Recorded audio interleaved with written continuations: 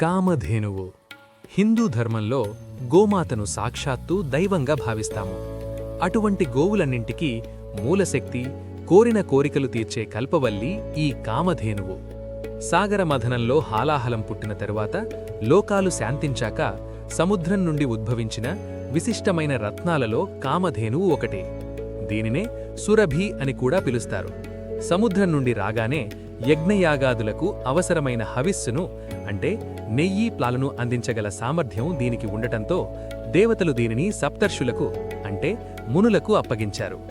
సర్వదేవతా స్వరూపం కామధేనువు శరీరంలో 3,000,000 దేవతలు కొలువై ఉంటారని మన పురాణాలు చెబుతున్నాయి.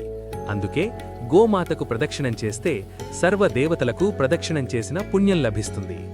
కోరికల తల్లి కామ అంటే కోరిక, ధేనువు అంటే ఆవు.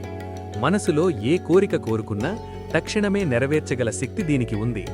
వశిష్ఠుని ఆశ్రమం ఈ కామధేనువు లేదా దాని పుత్రిక అయిన నందిని వశిష్ఠ మహర్షి వద్ద ఉండేవారు. వీరివల్లనే వశిష్ఠుడు తన ఆశ్రమానికి వచ్చిన వేలాది మంది సైనికులకు క్షణాల్లో భోజనం పెట్టగలిగేవారు. కామధేనువు మనకు త్యాగాన్ని మరియు పోషణను నేర్పుతుంది. తల్లిలా పాలిచ్చి పోషించడమే కాకుండా ధర్మాన్ని కాపాడే యజ్ఞాలకు ఆధారం తనే అని నిరూపిస్తుంది. నేటికీ మనం ప్రతి గోవులోనూ ఆ కామధేనువును చూసుకుంటాం. గోసేవ చేయడమంటే సాక్షాత్తు ఆ పరమాత్ముని సేవ చేయడమే. గోమాతకు జై.